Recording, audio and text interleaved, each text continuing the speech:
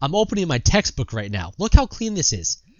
Nice little movement, sidestep, juke the tornado, onto the third. It's so clean. Ladies and gentlemen, welcome back to another video. I am your host Endarkment, and today we're going on a little hard mode ToB adventure. Now, these guys have basically no KC. We have a 0 KC here, a 5 KC here, and a guy with like 80 KC. And you know, I've never met these people in my life, but someone's got to take Timmy and his friends to soccer practice, and I'm signed up for carpooling, so I have to do it. No, I'm just kidding. I wanted to do it. So we're gonna see how this goes. You know, not a lot of expectations, right? We're coming in here with the hopes of a KC, but most likely not going to get it under the threshold. So no kits for you. Very sorry. Start off with a nice little freeze. We get the freeze on the S2. My North Freezer has the 3s. He has the 4s. Back onto the boss. My Ranger is okay. Nice. It's important to use your chins from 4 to 6 tiles. That way you have 100% accuracy. And now you might be like, Endarkment, why are you freezing the crabs? Like, is this your first time raiding? Sorry, not the crabs, the blood spawn. Now when you have learners, the battlefield can get a little hectic, and if there's blood everywhere, it might mess them up. So I'm gonna help them out a little bit. Nice. First tick, which means I need to delay a tick. Bingo. Nice, clean, not too shabby. Back onto the boss. And yeah, so far it's not too bad. My North Freezer is the 80 KC'er, so he has a good amount of practice. And yeah, he's been tick perfect every time, so I do not need to cover for his 4s or 3s. We're looking for the skip here. Get the freeze. Nice, we're both tick first. So I don't need to get my tick here, or I don't need to wait a tick here because we're going to be skipping. And I can just instantly freeze it outside of the clump, get back on the boss, and it's looking like a pretty easy skip. I completely messed up my claws there, but that's okay. And we are off to the races. We are now entering Bloat. Now Bloat, hard mode ToB. Not that hard, but sometimes even the most advanced teams cannot get through it. Why? Because it's a pain in the butt. It's really just a pain in the butt. Hard mode ToB is genuinely just a pain in the butt. Like, I think it can be kind of fun, but most of the time I kind of just want to send some normals, and you know, you can kind of play more. You can kind of play more aggressive, and you don't need as much potions, and you can bring more switches. So hard mode ToB is one of those. It's one of those things I definitely do less, but you know. Someone's gotta take the kids to practice, like I said.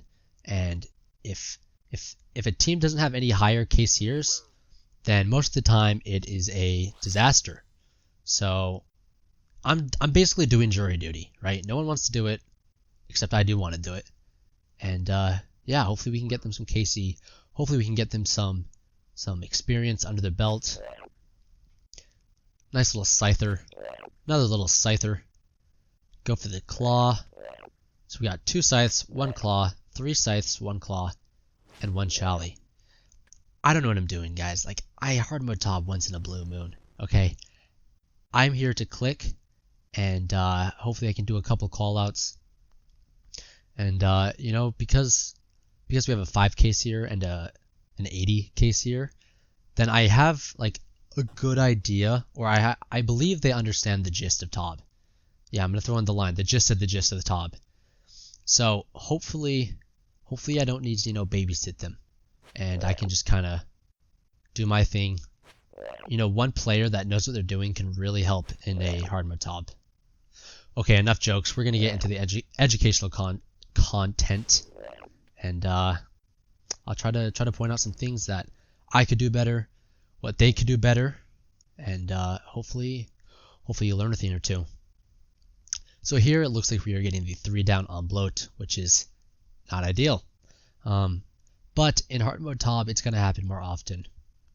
And the reason for that is because taking stomps is just a little bit more risky, as well as sometimes you'll miss a tick or two trying to dodge the Bloat's feet while attacking him. So, of course you want the 2 down, especially because time is in consideration. But if you get a 3 down Bloat, it's not too big of a deal. And when you're doing 4-man teams, then 27 minutes is quite lenient. And usually you have to make some pretty big mistakes to not get that time. Or a lot of deaths at Verzik, which can really slow it down. So here I'm doing the South Mage roll. And I'm going to give you a little foreshadowing. This room doesn't go well. It's quite bad. And I want you to tell me why it goes bad, okay? That's my challenge to you. In the comments, say, it goes bad because dark is horrible. No, actually tell me though, why does this room go so poorly? Start off with my mage. Not too bad. Looks like one of my teammates is pinging. Not sure what it's for. And I believe I do pretty good in this Nylos, you know? Hard mode top can be a little bit more tricky. Trying to juggle efficient crab killing as well as taking care of the boss. And yeah, so it's definitely more difficult. But even if you're not the best at Nylo, as long as you have a pretty good grasp on it, then you can complete the room. So here I'm just making sure that I get the crabs. I switch right when wave 10 comes out. Major. Basically everybody wants to do a scythe into a declaw. And the reason for this is because the ranger has to do his triple chin wave. Now the crab's still not dead, which usually comes down to someone missed their maybe their second attack, or we just had poor RNG. But it's important that we kill that ASAP, and as the South Major, you are normally not the person to kill it. The reason for that is because immediately following the Wave 10 Triple Rangers, the Major has his Wave 11 Triple Majors. So while the boss is switching colors, it is important for you to focus on getting your double barrage and hopefully attacking the aggro which comes from the west. Now we got the boss coming back up, and let's see how this goes. So we all get a scythe, and I mean it's abysmal, right? The boss is at half HP, which is really not good. And it just, this cascades, bro. This cascades into issues. I mean it's still half HP. Nothing's going on, and I'm not going to attack it during mage. I try to get some scythe swings here. Looks like we get a claw scratch and 1 scythe. Yeah, so this boss needs to die. Like, this is gonna snowball, and we're gonna get in a very shitty position. At this point, it's almost guaranteed that 1 or 2 of our pillars is gonna die. Like, we are behind. We've got a lot of mage aggros coming up, and I mean, still, boss still isn't dead. I think we finally get it here. Nice. Yeah, so that needs to die a lot earlier, and you don't want to attack it during its mage phase, and ideally you are scything it during the melee phase. If you're the ranger, you can also do like a T-bow into a blowpipe into another T-bow.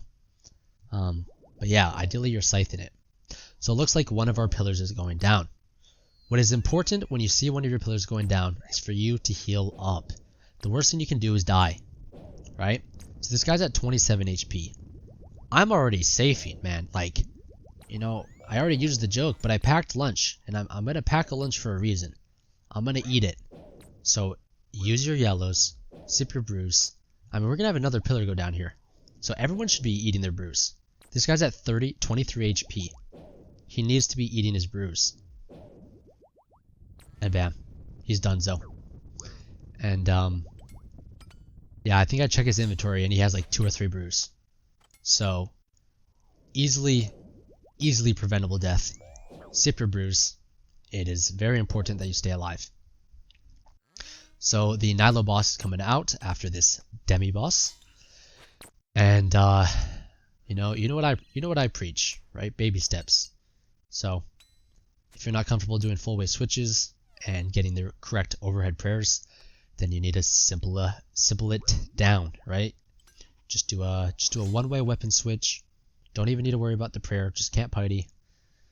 And let's see how this goes. Not looking great.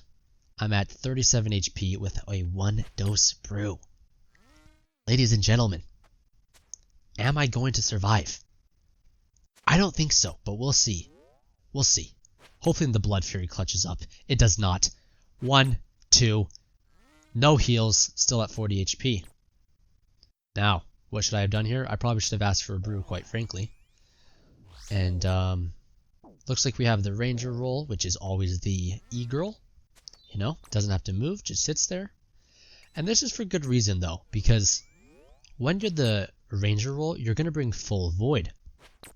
So it's really important that you are you're getting your full way switch, right? If you're going into full Torva back into full range, you're going to have pretty good DPS.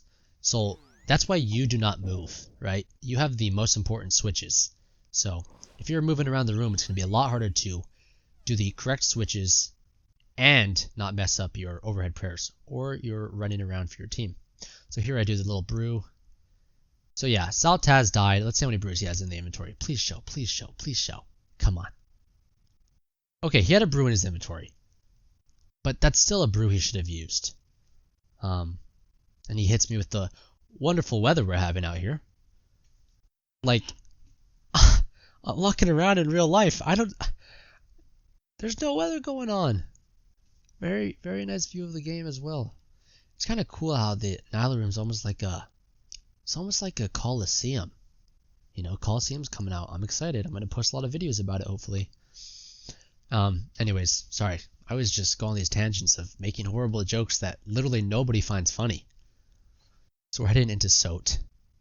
What are we looking for here at Sot? Well, we're looking for good hammer procedure. And what does good hammer procedure mean? It means only speccing on your designated role, and backup ideally hitting that hammer as soon as both of your teammates miss. Going for the Scyther. We got 2 hammers. We have 3 hammers. So my boy, I think it's the man in yellow, or the man in the fire cape. He hit the 3rd hammer. And this could have simply just been the fact that we didn't communicate what roles. But I'm kind of surprised that that happened. It's okay though. It's not the end of the world. It's better to have 3 hammers than 0 hammers, right? So here on Maze, pretty simple. Maze is not complicated. It's important that you are somewhat quick so the tornadoes don't catch up. Especially because every person has to do a portion of the maze, it can slow down. Ideally, before you are doing hard mode ToB, you have a general grasp on how to do L movements. And I mentioned this in the other videos, but Sotetseg Maze Trainer, Google it. You're welcome. So once again, we have 3 hammers, and I am the culprit here. Am I really the culprit? Kind of not.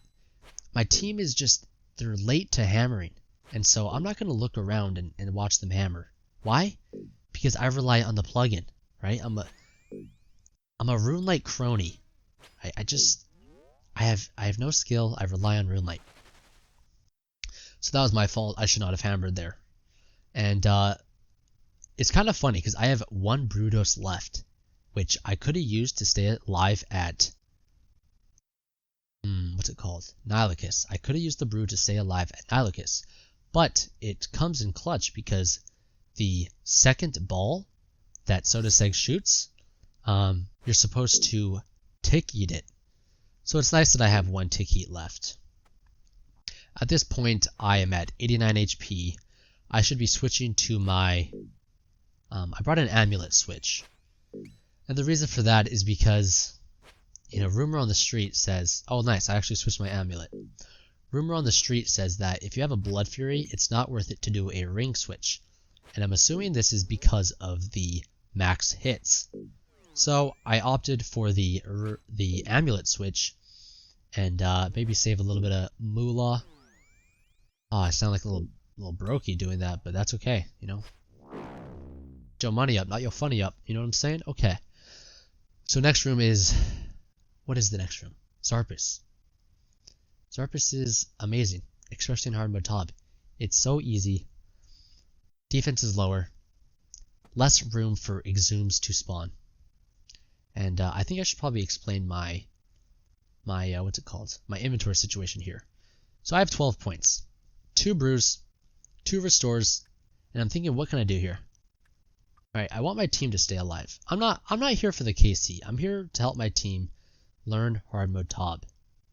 Right? So I try to drop stuff for them, but I think we actually end up having a few extra points. At this point, I believe my teammate says prayer pot, and I say yes, of course, because while like 2 restores should be enough, if someone dies on P2, it's slow. It's so slow trying to kill those crabs. So my inventory is actually pretty nice. I'm not gonna lie. I like it. 2 brews, 2 restores, a prayer pot. Hopefully don't need that. And a couple of tick eats. Sorry, not tick eats. I always say that. A couple of combo eats. And you're looking to combo eat for multiple times. There's multiple times during Verzik when you might want to tick eat. Such as the green ball, special attack. Maybe if you miss one of your yellows, because it can be a little bit tricky. Or maybe you get hit by a purple tornado, and that can kind of combo you out, especially if you're at like 100 HP. It'll hit you for 50 and then maybe an off prayer hit from Verzik, like an auto, and you can be at 20 HP. So a nice little combo eat can be really nice. But other than that, like combo eats they should come second to having brews, because most of the time you're safing when you're learning, and your HP is usually going to be pretty high. And a combo eat is much more useful if you're kind of better at playing on the edge, right? And playing on the edge is important because often playing on the edge allows you to be a better player.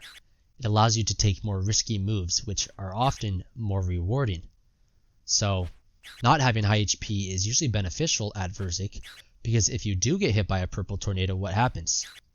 Well, half of your HP is gone, which can be minimized if you keep your HP low, as well as half of your HP times 3 heals Verzik, which can also be minimized by how? Keeping your HP low. So there's reasons to keep your HP low. Not really as a learner, but the more comfortable you get, then yes. So at this point I'm about to die at Xarpus. And, call me a noob, call me what you want, but I'm not going to use a super restore here. I'm not going to use a dose. I refuse to. I'm not going to proc redemption. And I think I just finagle my way out of it. I probably lose some ticks doing my scythe walk. I mean, dude, I'm almost chance. 13 HP. Luckily, I get a nice Blood Fury heal after I attack the boss here. And I'm good to go. So yeah, that's, I didn't talk about Maiden whatsoever. So sorry about that. Sorry, I didn't talk about Xarpus whatsoever. I only talked about Verzik during Xarpus. But, I mean, Xarpus is pretty self-explanatory. I don't really have anything to say about it. If you do normal ToB, you know how to hopefully do the scythe walk. And if you know how to scythe walk, then you're ready for hard mode ToB. Hard mode ToB Xarpus. And it's actually easier because you need to learn 2-2-1-2-1, which is basically a attacking procedure, and that is for normals. But for hard mode ToB, you don't really need to know how to do that. So that's why I'm better at Xarpus hard mode ToB, because I don't know how to 2-2-1-2-1. Like, oh, what a great name for that, right? Okay, going into Verzik. Now, Verzik's the best part of ToB. Like, it's such an intricate part of the raid, and it becomes like a dance. Like, seriously, at the end when you're dodging purples, and you have to, focus on attacking, doing damage, footwork really comes into the play, and you become like a figure skater. Like, I'm not even joking right now. You become a figure skater. You're literally skating around the room, And oh, it's just beautiful. It's really beautiful. It really quite is. So I pick up my staff. Everything at Verzik P1's the same, guys. There's nothing to talk about. I'm just gonna talk about what I wrote in my diary today. Yeah, it was a good session. But yeah, there's nothing going on here. Just attack, go to the next pillar. Attack, go to the next pillar. It's the same exact thing. P2 is a little bit more tricky, so I'll try to talk about a few things. And I try to do West Boac here, and it goes horribly. Nice little attack, back up. So the important thing for P2 is that you create a 4-tile, what should I call it? It's like a blood circle, right? You don't want to enter anybody's 4-tile box. And the reason for that is because you have to lay deadly traps of poison. And yeah, so I'll try to show it. I'll try to say what I mean right here. So this is my first tile. This is my second tile. This is my third tile. That's my fourth tile. So this is my box, right? And I literally just broke the rules. I went to somebody else's box. No, that's actually neutral line, right? Like capture the flag, that's the neutral line. So anyone can take that space. So yeah, just use these 4 tiles. And as long as you do 4 tiles, then you will never walk into your own poison, which is important because it's wasting HP, and you'll have to sip your very valuable and precious Sanfu serum, which we don't like to see, right? We do not like that. Guys, when crabs come out in hard mode ToB, you want to pop them, okay? You know, once you have a couple of KC under the belt, you can opt to not do that. But when there are learners in the raid, you need to pop crabs. They won't go away, and there's a good chance that that might be the reason one of your teammates dies. So whip out your saying, chuck a nice little bam bam shot into it, and I'm telling you right now, it'll help to more KCs. And who knows, maybe it'll even give you a little bit of a heal, unless you're broke and you're using a trident, which, I mean, honestly, the saying's not that good. It's 25 times the price as the trident, and it's not that much better. I think it's like, what, maybe 1 or 2 max hits? But anyways, going on that tangent again. What am I saying? So P2 is not too bad. I walk into the poison. I think I try to get a claw here, but we get the kill. Now this is the fun part, guys. This is the fun part. This is when the magic happens. So I am not optimized. Sorry, I am not chosen as the tank. Tank switches every 5 attacks. Every 5 attacks, aka autos, which are Verzik's range and mage attacks, she'll then do crabs. And then she'll do, what does she do after this? And then she'll do webs. And then she'll do the green ball of death. Sorry, no, she'll do the yellows before the green ball of death. And she'll repeat this cycle, right? It's the cyclical nature of Verzik. So as long as you can count 5 attacks, you'll always know what special is coming up. Webs is the single most important part of Verzik, other than dying. The reason is because webs is essentially like, I think it's 7 or 8 scythes where there's no damage being taken, and you can do fully potted, unbothered, right? It's very important to get webs. Like, almost always you should be in webs. The only reason you shouldn't be in webs is because you have to tank a tornado at 116 HP. Always get in webs.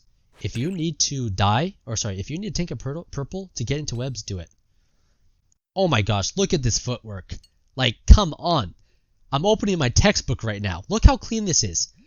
Nice little movement, sidestep, juke the tornado, onto the third. It's like, it's so clean. It's genuinely so clean, guys. Sorry, I had to get the commentary in there. So at this point, Verzik has done her second heal. Sorry, her first heal. After you kill Verzik the first time, then she will regain like 35% of her HP. At this point, the ball of death is coming out. Now my teammate actually does a Giga Brain play. You don't want the tank to have to worry about anything, right? So don't give tank green ball. Don't let crabs go onto the tank. Let him do his thing. Let him focus on not meleeing the team. and more KCs will be completed. So here I am trying to pop crabs, and the reason for that is because you need to pop crabs before webs, right? Getting your second webs is GG. If you get your second webs, you almost always get the KC. But if there are crabs, you know, roaming around the arena, doing whatever they want, then they're gonna kill you during webs. So pop the crabs before webs. Okay, guys? I hope you learned something. I hope at least one of my 15 jokes made you laugh. You know? Just like the purple rate here. 1 out of 15, I think, because there's always 10 deaths. There's always 10 deaths. It's been a pleasure, guys. I will see you in the next one. Peace out.